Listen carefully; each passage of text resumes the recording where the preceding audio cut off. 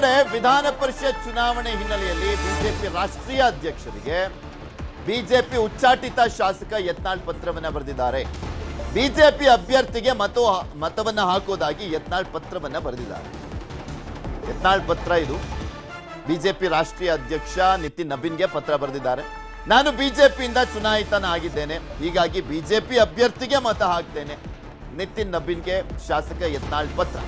ನನ್ನ ಹೋರಾಟ ಪಕ್ಷದ ವಿರುದ್ಧವಲ್ಲ, ಕುಟುಂಬದ ವಿರುದ್ಧ ಅಂತ ಪತ್ರದಲ್ಲಿ ಉಲ್ಲೇಖ ಮಾಡಿದ್ದಾರೆ. ಕುಟುಂಬದ ವಿರುದ್ಧ ಅಂತೆ ಯತ್ನಾಳ್ ಅವರ ಹೋರಾಟ, ಪಕ್ಷದ ವಿರುದ್ಧ ಅಲ್ಲ ಅಂತಾರೆ. ಬಟ್ ಪಕ್ಷದ ನಿರ್ಣಯವನ್ನೇ ವಿರೋಧ ಮಾಡ್ತಾ ಇರುವಂತದ್ದು ಇನ್ಯಾವ ರೀತಿಯ ಪಕ್ಷದ ವಿರುದ್ಧ ಅಲ್ಲ ಅಂತ ಹೇಳ್ತಾರೋ ಏನೋ ಗೊತ್ತಿಲ್ಲ. ಪಕ್ಷ ತಾನೇ ನೇಮಕ ಮಾಡಿದ್ದು ವಿಜೇಂದ್ರ ಅವರನ್ನ ಯಡಿಯೂರಪ್ಪನ ನೇಮಕ ಮಾಡಿದ್ದಲ್ಲ. ಅವಾಗ ರಾಷ್ಟ್ರೀಯ ಅಧ್ಯಕ್ಷರಾಗಿದ್ದಂತ JP ನಡ್ಡಾ ನೇಮಕ ಮಾಡಿದ್ರು. ಅದನ್ನೇ ವಿರೋಧ ಮಾಡ್ತಾರೆ ಅಂದ್ರೆ ಪಕ್ಷದ ವಿರುದ್ಧನೇ ಅಂತಾನೆ ಅರ್ಥ. ಅಲ್ಲಿ ಪರಿಷತ್ ಎಲೆಕ್ಷನ್ ಹಿನ್ನೆಲೆಯಲ್ಲಿ ವಿಧಾನಸೌಧಕ್ಕೆ ಭದ್ರತೆಯನ್ನ ಕೊಡಲಾಗಿದೆ. ವಿಧಾನಸೌಧ ಸುತ್ತಮುತ್ತ 1 ಕಿಲೋಮೀಟರ್ ನಿಷೇಧಾಜ್ಞೆ ಜಾರಿ ಮಾಡಲಾಗಿದೆ. ಇವತ್ತು ವಿಧಾನಸೌಧಕ್ಕೆ ಯಾರಾದರೂ ಸಾರ್ವಜನಿಕರು ಹೋಗ್ತೀವಿ ಅಂತಂದ್ರೆ ಅಲ್ಲಿ ಬಿಡುವಂಥದ್ದು ಕಷ್ಟ, ಬಿಡೋದೇ ಇಲ್ಲ. ಯಾಕೆಂದ್ರೆ ಎಲ್ಲ ಬ್ಯುಸಿ ಇವತ್ತು ವೋಟಿಂಗ್ ಅಲ್ಲಿ. MP, MLA, MLC ಅಧಿಕಾರಿಗಳಿಗೆ ಮಾತ್ರ ಅವಕಾಶವನ್ನ ಕೊಡಲಾಗಿದೆ. ಕೇಂದ್ರ ವಿಭಾಗದ ಪೊಲೀಸರಿಂದ ಬಿಗಿ ಬಂದೋಬಸ್ತನ್ನ ಮಾಡಲಾಗಿದೆ. ಹೆಚ್ಚುವರಿಯಾಗಿ KSRP ತುಕಡಿ ಕೂಡ ನಿಯೋಜನೆ ಮಾಡಲಾಗಿರುವಂತದ್ದು. ಪರಿಷತ್ ಎಲೆಕ್ಷನ್ ಬಗ್ಗೆ ಕಾಂಗ್ರೆಸ್ನ ಶಾಸಕರಾಗಿರುವಂತಹ ಬೇಳೂರು ಗೋಪಾಲ್ ಕೃಷ್ಣ ಮಾತನಾಡಿದ್ದಾರೆ. ನ್ಯೂಸ್ 18 ಜೊತೆ ಏನ್ ಹೇಳಿದ್ದಾರೆ ಕೇಳೋಣ. ವಿಧಾನ ಪರಿಷತ್ ಚುನಾವಣೆಗೆ ಕೌಂಟ್ ಡೌನ್ ಶುರುವಾಗಿದೆ. ಬಿಡದಿಯ ರೆಸಾರ್ಟ್ ನಿಂದ ವಿಧಾನಸೌಧಕ್ಕೆ ಹೋಗೋದಕ್ಕೆ ಬಸ್ಗಳು ರೆಡಿ ಆಗಿದ್ದಾವೆ. ಯಾವ ರೀತಿ ತಯಾರಾಗಿದ್ದಾರೆ ಅನ್ನೋದಕ್ಕೆ ಸಂಬಂಧಪಟ್ಟಂತೆ MLA ಗೋಪಾಲಕೃಷ್ಣ ಅವರ ಜೊತೆ ಇದನ್ನು ಮಾತಾಡಿಸ್ತಾ ಹೋಗ್ತೀನಿ. ಸರ್, 2 ದಿನಗಳಿಂದಲೂ ಕೂಡ ಒಂದಷ್ಟು ಚಟುವಟಿಕೆಗಳು ಶುರುವಾಗಿದೆ. ಯಾವ ರೀತಿ ಇನ್ಸ್ಟ್ರಕ್ಷನ್ ಕೊಡಲಾಗಿದೆ? ರಾಜ್ಯವಾಗಿ ಒಂದು MLC ಚುನಾವಣೆ ಬಂದಂಥ ಸಂದರ್ಭದಲ್ಲಿ ಆಯಾ ಪಕ್ಷಗಳು MLAಗಳನ್ನು ಅವರು ತರಬೇತಿ ಕೊಡುವ ಮೂಲಕ ಇಲ್ಲಿ ಒಗ್ಗಟ್ಟಾಗಿರಬೇಕನ್ನೋ ಉದ್ದೇಶ ಇರುತ್ತೆ. ಯಾಕಂದರೆ ಗೊತ್ತಲ್ಲ, ಅಭ್ಯರ್ಥಿಗಳಿಗೆ ಇದು ಮಾಡ್ಬೋದು, ಏನು ತೊಂದರೆ ಆಗಬಾರ್ದು ಅನ್ನೋ ರೀತಿಯಲ್ಲಿ, ಅಥವಾ ನಾವು MLAಗಳು ಒಟ್ಟಾಗಿರುವ ರೀತಿಯಲ್ಲಿ ಇವತ್ತೆಲ್ಲರೂ ಇದ್ದೀವಿ. ಹಾಗಾಗಿ ನನಗೇನು ಅನಿಸ್ತಾ ಇಲ್ಲ, ನಮ್ಮ 5 ಅಭ್ಯರ್ಥಿಗಳು ಗೆಲ್ತಾರೆ ಅನ್ನೋ ವಿಶ್ವಾಸ ನಮಗಿದೆ. ಸರ್, ಹೊಸದಾಗಿ MLAಗಳಾಗಿರುವಂಥವ್ರಿಗೆ ಯಾವ ರೀತಿ ಇನ್ಸ್ಟ್ರಕ್ಷನ್ ಕೊಡಲಾಗಿದೆ? ಎಲ್ಲರಿಗೂ ಟ್ರೈನಿಂಗ್ ಕೊಟ್ಟಿದ್ದಾರೆ. ವೋಟ್ ಹಾಕುವಂಥದ್ದನ್ನ ಯಾರ್ಯಾರಿಗೆ ವೋಟ್ ಹಾಕಬೇಕು, ಹೇಗೆ ವೋಟ್ ಹಾಕಬೇಕು ಅನ್ನೋದು ಸಹ ನಮ್ಮಲ್ಲಿ ಟ್ರೈನಿಂಗ್ ಕೊಟ್ಟಿದ್ದಾರೆ. ಅದನ್ನು ಹೊಸದಾಗಿರುವಂಥವ್ರು ಖಂಡಿತ ಚೆನ್ನಾಗಿ ಮಾಡಿದ್ದಾರೆ, ಒಳ್ಳೆ ರಿಸಲ್ಟ್ ಕೊಟ್ಟಿದ್ದಾರೆ. ಅಂದರೆ ಅಣುಕು ಪ್ರದರ್ಶನ ಆ ಥರ ಮಾಡಿದ್ದಾರೆ, ಏನಂತ? ಅಣುಕು ಪ್ರದರ್ಶನ ಅಂತಲೇ ತಿಳ್ಕೊಳ್ಳಿ. ಒಟ್ಟು ನಮ್ಮ ಶಾಸಕರಿಗೆ ಯಾರ್ಯಾರಿಗೆ ವೋಟ್ ಹಾಕಬೇಕು ಅನ್ನೋದು ತಿಳಿಸ್ಕೊಟ್ಟಿದ್ದಾರೆ ಅಷ್ಟೇ. ಮತ್ತೊಂದು ಕಡೆ ಸರ್, ಅಡ್ಡ ಮತದಾನದ ಬಗ್ಗೆ ಒಂದಷ್ಟು ಟೆನ್ಷನ್ ಇತ್ತು. ಅದೇ ಒಂದು ಕಾರಣಕ್ಕೆ ಈ ರೀತಿಯಾಗಿ ರಿಸಲ್ಟ್ ಪ್ಲಾನ್ ಮಾಡಲಾಗಿದೆ ಅನ್ನೋದು. ಆ ಥರ ಏನಿಲ್ಲ, ನಾವು 140 ಜನ ನಾವಿರೋದ್ರಿಂದ ಸುಮ್ಮನೆ ಯಾಕೆ ಅಲ್ಲಿ ಇಲ್ಲಿ ಇರೋದು ಬೇಡ, ಎಲ್ಲರೂ ಇಲ್ಲಿ ಬರ್ಬೇಕಂದ್ರೆ 2 ಡೇಸ್ ಇಲ್ಲಿಗೆ ಬಂದಿದ್ದೀವಿ, ಎಲ್ಲರೂ ಇಲ್ಲೇ ಇದ್ದೀವಿ. ಆದ್ದರಿಂದ ಸುಮ್ಮನೆ ಗೊದ್ದಲ ಯಾಕೆ, ಬೇರೆಯವ್ರು ಫೋನ್ ಮಾಡೋದು ಇನ್ನೊಂದು ಮಾಡೋದು ಬೇಡ ಅಂತ ಹೇಳಿ. ಯಾಕಂದರೆ ಅವರಿಗೂ ಪ್ರತಿಷ್ಠೆ ಇರುತ್ತೆ, ಸುಮ್ಮನೆ ಯಾಕೆ ಆಗುತ್ತೆ, ಅದೆಲ್ಲ ಬೇಡ ಅಂತೇಳಿ ಈಗಾಗಲೇ JDSನವರು ನಮ್ಮ ಪಕ್ಷದ MLA ಅವರಿಗೆ ಫೋನ್ ಮಾಡಿ ವೋಟ್ ಹಾಕ್ಬೇಕಂತ ಕೇಳಿದಾಗ ನಮಗೆ ಅದು ಬೇಡ ಅಂತೇಳಿ ನಾವೆಲ್ಲ ಒಟ್ಟಾಗಿ ಈ ಒಂದು ಕೆಲಸವನ್ನು ಮಾಡಿದ್ದೀವಿ. ಸರ್, ಒಂದೊಂದು ಬಸ್ನಲ್ಲಿ ಎಷ್ಟು ಜನ ಹೊರಡ್ತಾರೆ ಮತ್ತು ಎಷ್ಟು ಗಂಟೆಗೆ ಇಲ್ಲಿಂದ? ಬಹುಶಃ 40 ಜನ ಇರಬೇಕು, 40 ಜನ ಹೊರಡ್ತಾರೆ ಒಂದು ಬಸ್ಸಲ್ಲಿ. Okay, thank you. ಇದಿಷ್ಟು ಶಾಸಕ ಬೇಳೂರು ಗೋಪಾಲಕೃಷ್ಣ ಅವ್ರ ಮಾತು. ಅಂದರೆ ಎಲ್ಲ ರೀತಿಯಂಥ ಸಿದ್ಧತೆಗಳನ್ನು ಮಾಡಿಕೊಳ್ಳಲಾಗಿದೆ. ವೋಟ್ ಹಾಕೋದಕ್ಕೆ ಏನೆಲ್ಲ ಸೂಚನೆಗಳನ್ನು ನೀಡಬೇಕು ಪಕ್ಷ ಸೂಚನೆ ನೀಡಿದೆ, ಅದೇ ರೀತಿಯಾಗಿ ನಾವು ರೆಡಿಯಾಗಿದ್ದೇವೆ ಅಂತ ಹೇಳ್ತಿದ್ದಾರೆ. ಪರಿಷತ್ ಎಲೆಕ್ಷನ್ ವಿಚಾರಕ್ಕೆ ಸಂಬಂಧಪಟ್ಟಂತೆ ಸಾಕಷ್ಟು ಜನ ಮಾತನಾಡಿದ್ದಾರೆ. ಯಾರ್ಯಾರು ಏನೇನು ಮಾತನಾಡಿದ್ದಾರೆ ನೋಡೋಣ. ನಮ್ಮ ಜೊತೆಗೆ NDA ಅಭ್ಯರ್ಥಿ ಆಗಿರ್ತಕ್ಕಂಥ ಲಿಂಗರಾಜ್ ಪಾಟೀಲ್ ಅವರಿದ್ದಾರೆ. ಸರ್, ಈಗಾಗಲೇ ಚುನಾವಣೆ ಸ್ಪರ್ಧೆ ಮಾಡಿದಿರಿ, ಇಲ್ಲೊಂದು ಕಡೆ ನೀವು ಗೆಲ್ತೀವಿ ಅನ್ನೋ ಒಂದು ವಿಶ್ವಾಸ ಇದೆಯಾ ಸರ್? ಖಂಡಿತ 100% ನಾನು ಗೆಲ್ತೀನಿ. ಪಕ್ಷಕ್ಕಾಗಿ ಕೆಲಸ ಮಾಡಿದ್ದು ಪಕ್ಷ ಇವತ್ತು ಒಂದು ಗೌರವ ಸ್ಥಾನವನ್ನು ಕೊಟ್ಟಿದ್ದಾರೆ. ನಿನ್ನೆ ಶಾಸಕಾಂಗ ಸಭೆ ಎಲ್ಲ ತೀರ್ಮಾನ ಆಗಿದೆ. ಎಲ್ಲ ಶಾಸಕರು ನನ್ನ ಪರವಾಗಿ ಆಯಿತು, ರಘು ಕೌಟಿಲ್ ಅವ್ರ ಪರವಾಗಿ ಕೂಡ ಒಂದು ವಿಶ್ವಾಸ ವ್ಯಕ್ತಪಡಿಸಿದ್ದಾರೆ. ನಾವಿಬ್ಬರು 100% ಇವತ್ತು ಸಾಯಂಕಾಲ ಶಾಸಕರಾಗಿ ಆಯ್ಕೆ ಆಗ್ತೀವಿ. ನೀವು ಇಲ್ಲೊಂದು ಕಡೆ ಸುಗಮವಾಗಿ ಈ ಒಂದು ಚುನಾವಣೆ ನಡೆಯುತ್ತೆ, ಇಲ್ಲೊಂದು ಕಡೆ ಆಯ್ಕೆ ಆಗ್ತೀವಿ, ಯಾವುದೇ ಒಂದು ಆತಂಕ ಇಲ್ವಾ ಸರ್ ತಮಗೆ? ನಮ್ಮಲ್ಲಂತೂ ಆ ಥರ ಆತಂಕ ಇಲ್ಲ. ಬಹುಶಃ ಕಾಂಗ್ರೆಸ್ದಲ್ಲಿ ಇರ್ಬೋದು, ಹಾಗೆ ಅದಕ್ಕೋಸ್ಕರ ಅವರು ರಿಸಾರ್ಟ್ಗೆಲ್ಲ ಹೋಗಿದ್ದಾರೆ. ನಮ್ದು ಇಲ್ಲ, ನಮ್ಮೆಲ್ಲ ಶಾಸಕರು ನಮ್ಮ ಜೊತೆ ಇದ್ದಾರೆ, ಈಗೆಲ್ಲ ಬಂದಿದ್ದಾರೆ. ಇನ್ಮೇಲೆ ಓಟ ಪ್ರಕ್ರಿಯೆ 10-10:30 ಒಳಗಾಗಿ ಎಲ್ಲರೂ ಓಟ್ ಹಾಕಲಿಕ್ಕೆ ನಾವು ವಿನಂತಿ ಮಾಡ್ಕೊಂಡಿದ್ವಿ, ಬರ್ತಾ ಇದ್ದಾರೆ, ತಾವು ನೋಡ್ತಾ ಇದ್ದೀರಾ. ಬಸನಗೌಡ ಪಾಟೀಲ್ ಯತ್ನಾಳ್ ಅವರು ಈಗಾಗಲೇ ಪತ್ರ ಬರೆದಿದ್ದಾರೆ ನಿತಿನ್ ನಬೀನ್ ಅವರಿಗೆ. ನಾನು ಪಕ್ಷ ವಿರೋಧಿ ಚಟುವಟಿಕೆ ಮಾಡಿಲ್ಲ, ಪಕ್ಷಕ್ಕೆ ಪರವಾಗಿದ್ದೇನೆ, ಹಾಗಾಗಿ ಲಿಂಗರಾಜ್ ಪಾಟೀಲ್ ಅವರಿಗೆ ಮತವನ್ನು ಹಾಕ್ತೀವಿ ಅಂತ. ನಾವು ಅವರು ಎಲ್ಲ ಕೂಡಿ ಪಕ್ಷದಲ್ಲಿ ಕೆಲಸ ಮಾಡಿದಂಥವ್ರು ಮತ್ತು ನನಗೆ ಆತ್ಮೀಯರು. ನಾನು ಕೂಡ ಅವ್ರಿಗೆ ವಿನಂತಿ ಮಾಡಿಕೊಂಡಿದ್ದೆ, ಹಾಗೆ ನಮ್ಮ ಉಳಿದ ನಾಯಕರು ಕೂಡ ವಿನಂತಿ ಮಾಡಿಕೊಂಡಿದ್ರು. ಮತ್ತು ಅವರು ಮೊದಲಿಂದಲೂ ಭಾರತೀಯ ಜನತಾ ಪಕ್ಷದ ಜೊತೆಗಿದ್ದವರು, ಅದೇ ಒಂದು ವಿಚಾರಧಾರೆಯಲ್ಲಿ ಬೆಳೆದವರು. ಹೀಗಾಗಿ ಖಂಡಿತವಾಗಿಯೂ ಅವರ ಒಂದು ಆಶೀರ್ವಾದ ನಮಗಿದೆ ಅಂತ ನಾನು ಹೇಳ್ತೀನಿ. ಮತ್ತು ಅವರು ತೀರ್ಮಾನ ಏನು ಕೈಗೊಂಡಿದ್ರೆ ಅದು ಸೂಕ್ತ ತೀರ್ಮಾನ ಅಂತ ಹೇಳಿ ನಿಮ್ಮ ಜೊತೆಗೆ ಮಿತ್ರ ಪಕ್ಷದ ಅಭ್ಯರ್ಥಿನೂ ಕೂಡ ಗೆಲ್ತಾರೆ ಸರ್, JDS ಅಭ್ಯರ್ಥಿ ಅಂತ. ಖಂಡಿತ ಅವರು ಗೆಲ್ತಾರೆ ಸರ್. ಯಾಕಂದ್ರೆ ನಮ್ಮ ಉಳಿದ ಓಟ್ಗಳನ್ನ ಅವ್ರಿಗೆ ಕೊಡ್ತಾ ಇದ್ವಿ. ಸೆಕೆಂಡ್ ಪ್ರಿಫರೆನ್ಸ್ ಎಲ್ಲ ನಮ್ಮ ಪಕ್ಷದ ತೀರ್ಮಾನ ಆಗಿದೆ, ಅವ್ರಿಗೆ ಕೊಡ್ತಾ ಇದ್ವಿ. ಇರೋ ಗೊಂದಲ ಎಲ್ಲ ಕಾಂಗ್ರೆಸ್ದಲ್ಲಿದೆ, ಅದು ಅವ್ರಿಗೆ ಬಿಟ್ಟದ್ದು, ನಮ್ದತ್ತು ಏನಿಲ್ಲ. ಕಾಂಗ್ರೆಸ್ನ ಆಂತರಿಕದ ಏನಾದರೂ ನಿಮ್ಗೇನಾದರೂ ಪ್ಲಸ್ ಆಗುತ್ತೆ ಸರ್? ಆ ರೀತಿಯ ನಿರೀಕ್ಷೆ ಇದೆಯಾ JDSಗೆ? ಆಗ್ಬೋದು. ಅದಕ್ಕೋಸ್ಕರ ಮತ್ತೆ ಎಲ್ಲ ರೀತಿಯ ಪ್ರಯತ್ನವನ್ನು ಕುಮಾರಸ್ವಾಮಿ ಅವರು ಮಾಡ್ತಾ ಇದ್ದಾರೆ. ನಮ್ಮ ಪಕ್ಷದಿಂದ ಕೂಡ ಅವ್ರಿಗೆ ಏನು ಬೆಂಬಲ ಕೊಡೋದು ನಮ್ಮ ರಾಜ್ಯದ ನಾಯಕರೆಲ್ಲ ತೀರ್ಮಾನ ಕೈಗೊಂಡಿದ್ದಾರೆ. ಆಗಲೇ ಖಂಡಿತವಾಗಿಯೂ NDA ಏನು ಅಲಯನ್ಸ್ ಇದೆ, ಆ 3 ಜನ ಆರಿಸಿ ಬರ್ತೀವಿ. Thank you. ಇದಿಷ್ಟು ಲಿಂಗರಾಜ್ ಪಟೇಲ್ ಅವರ ಮಾತು. ಕ್ಯಾಮರಾ ಪರ್ಸನ್ ಶ್ರೀನಿವಾಸ್ ಜೊತೆಗೆ ಕೃಷ್ಣ ಜೀವಿ, ನ್ಯೂಸ್ 18 ಕನ್ನಡ, ಬೆಂಗಳೂರು. ಇನ್ನು ಬಿಜೆಪಿ ಅಭ್ಯರ್ಥಿ ರಘು ಕೌಟಿಲ್ಯ ಅವರನ್ನ ನಮ್ಮ ಪ್ರತಿನಿಧಿ ತಿಮ್ಮೇಗೌಡರು ಮಾತನಾಡಿಸಿದ್ದಾರೆ. ಏನ್ ಹೇಳಿದ್ದಾರೆ ಕೇಳೋಣ. ತೀವ್ರ ಕುತೂಹಲ ಮೂಡಿಸಿರುವಂತಹ ವಿಧಾನ ಪರಿಷತ್ ಚುನಾವಣೆಗೆ ಸಂಬಂಧಪಟ್ಟಂತೆ ಇನ್ನೇನು ಕೆಲವೇ ಕ್ಷಣಗಳಲ್ಲಿ ಮತದಾನ ಆರಂಭವಾಗಲಿದೆ. ಅದರಂತೆ NDA ಒಕ್ಕೂಟದ 2ನೇ ಅಭ್ಯರ್ಥಿಯಾಗಿರ್ತಕ್ಕಂಥ ರಘು ಕೌಟಿಲ್ಯ ಅವರು ನಮ್ಮ ಜೊತೆ ಇದ್ದಾರೆ. ಮಾತನಾಡಿಸಿ ಸರ್, ಇವತ್ತು ತಮ್ಮ ಗೆಲುವು ನಿರಾಯಸವಾಗಿ ಆಗುತ್ತೆ ಅನ್ನುವಂಥ ನಿಟ್ಟಿನಲ್ಲಿ ವಿಶ್ಲೇಷಣೆ ಆಗ್ತಾ ಇದೆ ಸರ್, ಏನು ನಿರೀಕ್ಷೆ ಮಾಡಿದ್ದೀರಿ? ಅದನ್ನೇ ನಿರೀಕ್ಷೆ ಮಾಡಿದ್ದೀವಿ. ಯಾಕೆಂದರೆ ನಮ್ಮ ಪಕ್ಷದ ವೋಟ್ಸು ಸಫಿಷಿಯೆಂಟ್ ಆಗಿದೆ, ಹೆಚ್ಚುವರಿಯೇ ಇದೆ. ಆ ದೃಷ್ಟಿಯಿಂದ ನಮಗೆ ಗೆಲುವಿನ ದಡ ಮುಟ್ಟುವುದಕ್ಕೆ ಯಾವುದೇ ರೀತಿ ಸಂಶಯಗಳಿಲ್ಲ, ಆತ್ಮವಿಶ್ವಾಸದಿಂದಿದ್ದೀವಿ. ಸೊ ಮೈಸೂರಲ್ಲಿ 2 ಚುನಾವಣೆ ಫೇಸ್ ಮಾಡಿದ್ರಿ, 2ರಲ್ಲೂ ಕೂಡ ಹಿನ್ನಡೆ ಆಯಿತು. ಈಗ ಅಂತಿಮವಾಗಿ ಈಗ ವಿಧಾನ ಪರಿಷತ್ ಪ್ರವೇಶ ಮಾಡುವಂಥ ಒಂದು ಸಂದರ್ಭ ಇದರ ಬಂದಿದೆ ಸರ್. ಈ ಒಂದು ಇದಕ್ಕೆ ಏನು ಸರ್ ಕಾರಣ ಅಂತ? ಅದು ಸ್ಥಳೀಯ ಸಂಸ್ಥೆಯ ಸದಸ್ಯರಿಂದ ಒಂದು ಆ ಕ್ಷೇತ್ರದಿಂದ ಪ್ರಯತ್ನ ಆಗಿತ್ತು. ಬಹುಶಃ ನಮ್ಮ ಮನೆಯಲ್ಲಿ ಶಾಸನಸಭೆ ಸದಸ್ಯರಿಂದನೇ ಆಯ್ಕೆ ಆಗುವಂಥ ಯೋಗ ಬರೆದಿತ್ತು, ಅದಕ್ಕೆ ವರಿಷ್ಠರು ಆಶೀರ್ವಾದ ಮಾಡಿದ್ದಾರೆ. ಆ ದೃಷ್ಟಿಯಿಂದ ಇವತ್ತು ಒಂದು ರೀತಿ ಈ ಬಾರಿ ನಮಗೆ ಗೆಲುವು ಖಚಿತ ಅಂತಕ್ಕಂಥ ಆತ್ಮವಿಶ್ವಾಸ ಇದೆ ಸರ್. ಪರಿಷತ್ತು ಇಂಥ ಒಂದು ಸಂದರ್ಭದಲ್ಲಿ ಶ್ರೀಮಂತರ ಕೂಟ ಅಂದರೆ ಒಳ್ಳೊಳ್ಳೆ ಪ್ರಭಾವಿಗಳನ್ನ ಕಣಕ್ಕೆ ನಿಲ್ಲಿಸುತ್ತದೆ. ಈ ಬಾರಿ ನಿಮ್ಮಂಥ ಸಾಮಾನ್ಯ ಕಾರ್ಯಕರ್ತರೊಬ್ಬರನ್ನ BJP ಆಯ್ಕೆ ಮಾಡ್ತು, ಏನು ಸರ್? BJP ಬದ್ಧತೆ, ಸಾಮಾಜಿಕ ಬದ್ಧತೆ, ಕಾರ್ಯಕರ್ತರ ಬದ್ಧತೆ, ಜನಸಾಮಾನ್ಯರ ಪರವಾಗಿ ಪಡಿಮಿಡಿಯುವಂತಹ ತುಡಿತಾ ಇರತಕ್ಕಂಥವರನ್ನು ಹುಡುಕಿ ಅಭ್ಯರ್ಥಿಯನ್ನಾಗಿ ಮಾಡುವಂಥ BJP ಸಿದ್ಧಾಂತ, ನಮ್ಮ ವರಿಷ್ಠರ ಸಿದ್ಧಾಂತ. ರಾಜ್ಯದಲ್ಲಿ ನಮ್ಮ ರಾಜ್ಯಾಧ್ಯಕ್ಷರಾದ ವಿಜೇಂದ್ರ ಅವರ ನೇತೃತ್ವದ ಒಂದು ಇದು, ಮತ್ತು ನಮ್ಮ ಕೋರ್ ಕಮಿಟಿ ಸದಸ್ಯರು, ಪ್ರಧಾನಿ ನರೇಂದ್ರ ಮೋದಿ ಅವರ ಆಶೀರ್ವಾದ, ರಾಷ್ಟ್ರೀಯ ಅಧ್ಯಕ್ಷರು ನಿತಿನ್ ಗಡ್ಕರಿ ಅವರು, ಸಂತೋಷ್ ಜಿ ಅವರು, ಹೀಗೆ ಎಲ್ಲರೂ ಕೂಡ ಇವತ್ತು ನಮ್ಮನ್ನು ಒಟ್ಟಾಗಿ ಸೇರಿ ಅಭ್ಯರ್ಥಿಯನ್ನಾಗಿ ಆಯ್ಕೆ ಮಾಡಿ ಒಬ್ಬ ಕಟ್ಟಕಡೆಯ ಸಮಾಜದಿಂದ ಬಂದಂಥ ಕಟ್ಟಕಡೆಯ ವ್ಯಕ್ತಿಗೂ ಯಾವ ಅವಕಾಶ ವಂಚಿತ ಸಮುದಾಯಗಳಿದೆ ಅದಕ್ಕೆ ಕೂಡ ವಿಧಾನಸೌಧದ ಬಾಗಿಲು ತೆರೆದುಕೊಡುವಂಥ ಒಂದು ಬದ್ಧತೆ, ಒಂದು ಸಾಮಾಜಿಕ ನೈತಿಕತೆ ನಮ್ಮ ಪಕ್ಷಕ್ಕೆ ಇದೆ ಎನ್ನುವುದನ್ನು ತೋರಿಸಿಕೊಟ್ಟಿದ್ದಾರೆ. ಈಗ 82 ಮತಗಳಲ್ಲಿ BJP JDSನ ಒಟ್ಟು 82 ಮತಗಳಲ್ಲಿ ಎಷ್ಟೆಷ್ಟು ವಿಂಗಡಣೆ ಮಾಡಿಸಿದ್ದಾರೆ ಸರ್? ತಮ್ಗೆ ಎಷ್ಟು ಬರ್ಬೋದು, ಇವ್ರಿಗೆ ಬೇರೆಯವ್ರಿಗೆ ಎಷ್ಟು ಹಾಕ್ಬೋದು? ನನಗೆ ಗೆಲುವಿಗೆ ಎಷ್ಟು ಬೇಕೋ ಅಷ್ಟು ಮತವನ್ನು ನಮ್ಮ ವರಿಷ್ಠರು ನಿರ್ಧಾರ ಮಾಡಿದ್ದಾರೆ ಅಂತ ಹೇಳಿದ್ದಾರೆ.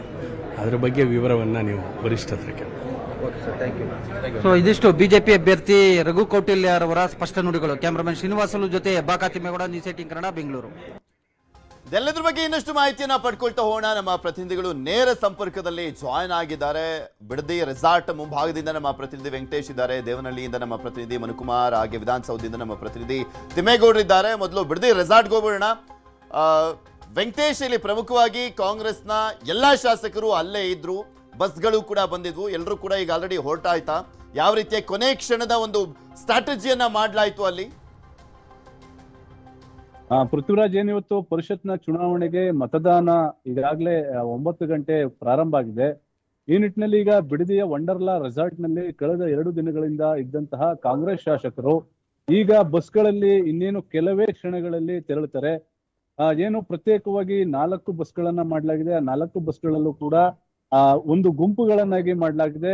ಇಲ್ಲಿ 100ಕ್ಕೂ ಹೆಚ್ಚು ಜನ ಕೆಲ ಶಾಸಕರು ಮತ್ತೆ ಹಿರಿಯ ನಾಯಕರುಗಳು ನೇರವಾಗಿ ವಿಧಾನಸೌಧಕ್ಕೆ ಬರಲಿದ್ದಾರೆ.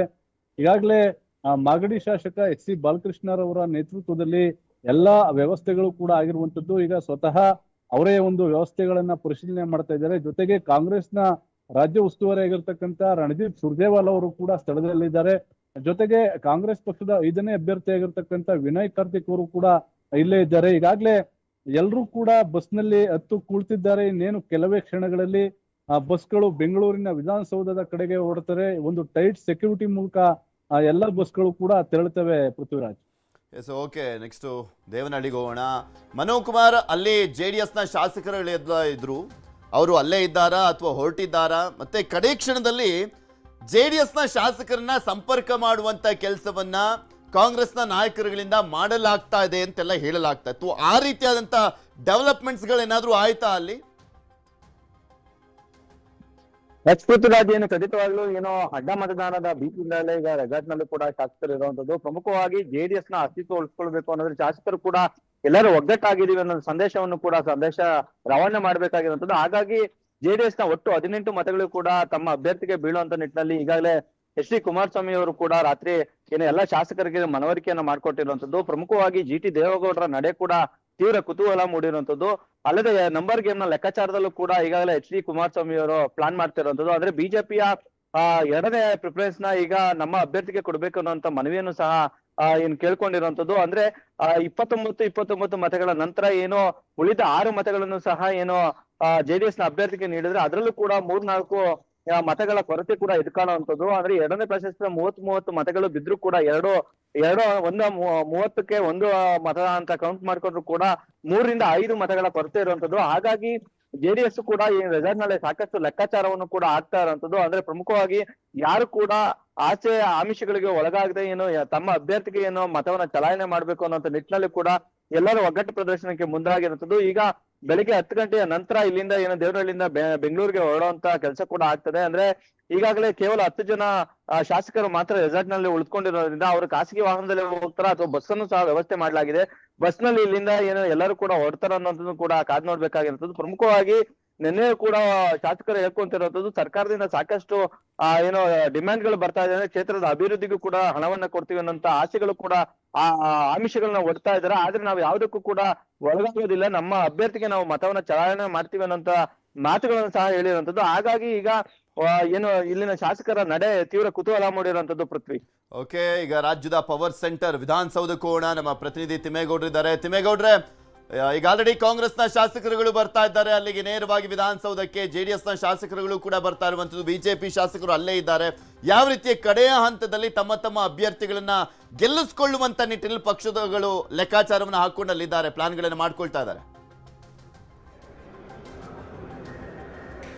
ಯಾವ ರೀತಿಯಾಗಿ ಅಂದರೆ 3 ಪಕ್ಷಗಳು ಕೂಡ ತನ್ನ ಪಕ್ಷದ ಶಾಸಕರನ್ನು ಒಂದೆಡೆ ಸೇರಿಸಿ ಅಂದರೆ ಅಂತಿಮ ಹಂತದ ಪ್ರಯತ್ನವನ್ನು ಮಾಡುವಂಥ ನಿಟ್ಟಿನಲ್ಲಿ ಅಂತಿಮ ಹಂತದ ಒಂದು ಸೂಚನೆ ನಿರ್ದೇಶನವನ್ನು ಕೊಡುವಂಥ ಒಂದು ನಿಟ್ಟಿನಲ್ಲಿ ಇದೀಗ ಸಭೆಗಳಿಗೆ ಮುಂದಾಗಿರ್ತಕ್ಕಂಥದ್ದು. ಅದರಂತೆ ಇದೀಗ ನಾನು ವಿಧಾನಸೌಧದ ಮೊದಲ ಮಹಡಿ ಏನು ಚುನಾವಣೆ ನಡೆಯುವಂಥ ಮತದಾನ ನಡೆಯುವಂಥ ಒಂದು ಸ್ಥಳದಲ್ಲಿದ್ದೀನಿ ಪೃಥ್ವಿರಾಜ್. ದೃಶ್ಯದಲ್ಲಿ ನೋಡ್ತಾ ಇರ್ಬೋದು ಈ ಒಂದು ಬ್ಯಾರಿಕೇಡ್ ಏನು ಹಾಕಿದ್ದಾರೆ, ಈ ಒಂದು ಬ್ಯಾರಿಕೇಡನ್ನು ದಾಟಿ ಆ ಒಂದು ಈ ಕಾರಿಡಾರನ್ನು ತೆರಳಿದ್ರೆ ಸಮಿತಿ ಕೊಠಡಿ 106 ಏನಿದೆ ಆ ಒಂದು 106ನಲ್ಲಿ ಮತದಾನಕ್ಕೆ ಮತಗಟ್ಟೆಗಳನ್ನು ತೆರೆದಿರುವಂಥದ್ದು. 2 ಮತಗಟ್ಟೆಗಳನ್ನು 2 ಬೂತ್ಗಳನ್ನ ತೆರೆದಿದ್ದಾರೆ. ಮತ್ತೊಂದು ಕಡೆಯಾಗಿ CC ಕ್ಯಾಮ್ರಾಗಳನ್ನು ಕೂಡ ಅಳವಡಿಸಿರ್ತಕ್ಕಂಥದ್ದು. ಯಾಕಂತ ಹೇಳಿದ್ರೆ ಇದು ತೀವ್ರ ಕುತೂಹಲ ಮೂಡಿಸಿರ್ತಕ್ಕಂಥ ಈ ಒಂದು ಚುನಾವಣೆ ಆಗಿರ್ತಕ್ಕಂಥ ಹಿನ್ನೆಲೆಯಲ್ಲಿ ಅತ್ಯಂತ ಜಿದ್ದಿನ ಈ ಒಂದು ಚುನಾವಣೆ. ಯಾಕಂತ ಹೇಳಿದ್ರೆ ಕುಮಾರಸ್ವಾಮಿ ವರ್ಸಸ್ DK ಶಿವಕುಮಾರ್ ಅವರ ಪ್ರತಿಷ್ಠೆಗೂ ಕೂಡ ಕಾರಣವಾಗಿರ್ತಕ್ಕಂಥದ್ದು.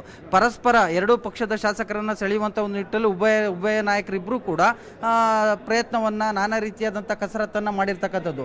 ಸೊ ಹೀಗಾಗಿ ಒಂದು ವೇಳೆ ಯಾರಾದರೂ ಶಾಸಕರು ಅಡ್ಡ ಮತದಾನ ಮಾಡಿದಂಥ ಸಂದರ್ಭದಲ್ಲಿ ಅಥವಾ ಏನಾದರೂ ಬೇರೆ ರೀತಿಯಾದಂಥ ಒಂದು ಚಲನವಲನ ನಡೆಸಿದಂಥ ಸಂದರ್ಭದಲ್ಲಿ ಅಲ್ಲಿ ಗದ್ದಲಕ್ಕೆ ಅವಕಾಶ ಆಗಬಾರ್ದು ಅನ್ನುವಂಥ ನಿಟ್ಟಲ್ಲಿ ಇದೀಗ ಹೆಚ್ಚಿನ ಬಿಗಿ ಪೊಲೀಸ್ ಬಂದೋಬಸ್ತನ್ನು ಬೆಂಗಳೂರು ಕೇಂದ್ರ ಪೊಲೀಸ್ ವಿಭಾಗದಿಂದ ಈ ಒಂದು ಹೆಚ್ಚಿನ ಒಂದು ಭದ್ರತೆಯನ್ನು ಕೂಡ ಕೈಗೊಂಡಿರ್ತಕ್ಕಂಥದ್ದು.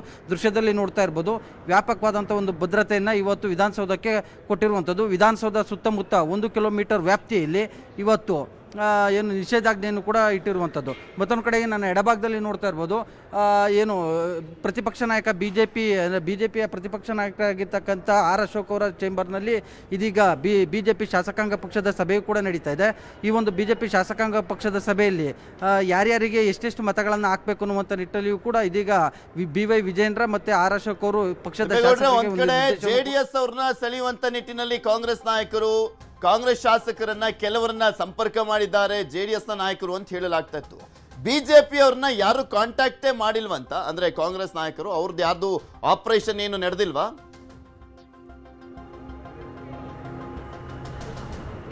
ಆಂತರಿಕವಾಗಿ ನಡೆದಿರ್ಬೋದು. ಆ ರೀತಿಯಾದಂಥ ಒಂದು ಗುಟ್ಟನ್ನು ಈವರೆಗೂ ಕೂಡ ಬಿಟ್ಕೊಟ್ಟಿಲ್ಲ. ಆದರೆ ಎಲ್ಲೋ ಒಂದು ಕಡೆಯಾಗಿ JDS ನಾಯಕ ಕುಮಾರಸ್ವಾಮಿ ಅವರು ಕಾಂಗ್ರೆಸ್ ಶಾಸಕರಿಗೆ ಗಾಳವನ್ನು ಹಾಕಿದ್ದಾರೆ ಅನ್ನುವಂಥದ್ದು ಬಹಿರಂಗವಾಗಿ ಚರ್ಚೆ ಆಗ್ತಾ ಇದೆ. ಇತ್ತ DK ಶಿವಕುಮಾರ್ ಅವರು JDSನ ಅತೃಪ್ತ ಶಾಸಕರಿಗೆ ಏನು ಗಾಳವನ್ನು ಹಾಕಿದ್ದಾರೆ ಅನ್ನುವಂಥ ನಿಟ್ಟಲ್ಲಿ ಚರ್ಚೆ ಆಗ್ತಾ ಇದೆ.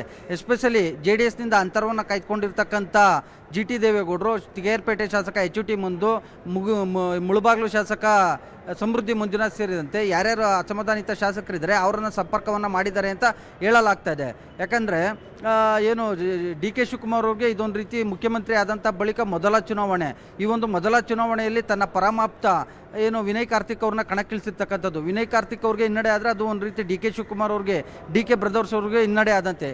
ಹೀಗಾಗಿ ಶತಾಯಗತಾಯ ಗೆಲ್ಲಲೇಬೇಕು ಅನ್ನುವಂಥ ನಿಟ್ಟಲ್ಲಿ ಇದೀಗ ಅನ್ಯ ಪಕ್ಷದ ಶಾಸಕರನ್ನು ಸೆಳೆದು ಅಗತ್ಯ, ಈಗ 140 ಮಂದಿ ಶಾಸಕರಿದ್ದರೂ ಕೂಡ ಅಗತ್ಯ ಇರುವಂಥ ಒಂದಷ್ಟು ಮಂದಿ ಶಾಸಕರನ್ನು ಸೆಳಿಬೇಕು ಅನ್ನುವಂಥ ಒಂದು ನಿಟ್ಟಿನಲ್ಲಿ ಇದೀಗ DK ಬ್ರದರ್ಸ್ ಅವರು ಮುಂದಾಗಿದ್ದಾರೆ ಅಂತ ಹೇಳಲಾಗ್ತಿದೆ. ಹೀಗಾಗಿ JDSನ ಒಂದಷ್ಟು ಮಂದಿ ಶಾಸಕರುಗಳಿಗೆ ಸಂಪರ್ಕವನ್ನು ಮಾಡಿ ಅವ್ರಿಗೆ ಒಂದಷ್ಟು ಆಫರ್ಗಳನ್ನು ಕೂಡ ಕೊಟ್ಟಿದ್ದಾರೆ ಅನ್ನುವಂಥ ಒಂದು ಮಾಹಿತಿ ಕೂಡ ಲಭ್ಯ ಆಗಿರ್ತಕ್ಕಂಥದ್ದು. ಸೊ ಹೀಗಾಗಿ ಈ ಒಂದು ಇನ್ನೇನು ಕೆಲವೇ ಕ್ಷಣಗಳಲ್ಲಿ ಆರಂಭವಾಗುವಂಥ ಈ ಒಂದು ಮತದಾನ ಪ್ರಕ್ರಿಯೆಯಲ್ಲಿ ಯಾರು ಯಾರಿಗೆ ಮತವನ್ನು ಹಾಕ್ತಾರೆ, ಮತ್ತೊಂದು ಕಡೆಗೆ 7ನೇ ಅಭ್ಯರ್ಥಿ ಯಾರು ಗೆಲ್ತಾರೆ ಅನ್ನುವಂಥ ವಿನಯ್ ಕಾರ್ತಿಕ್ ಗೆಲುವನ್ನು ಸಾಧಿಸ್ತಾರಾ ಅಥವಾ NDA 3ನೇ ಅಭ್ಯರ್ಥಿ ಗೋವಿಂದ ರಾಜು ಅವರು ಗೆಲುವನ್ನು ಸಾಧಿಸ್ತಾರಾ ಅನ್ನುವಂಥದ್ದು ಕುತೂಹಲ ಮೂಡಿಸಿದೆ. ಧನ್ಯವಾದ ತಿಮ್ಮೇಗೌಡ್ರೆ, ಮನು ಹಾಗೆ ವೆಂಕಟೇಶ್, ನಿಮ್ಮೆಲ್ಲ ಮಾಹಿತಿಗಾಗಿ. ಇಲ್ಲಿ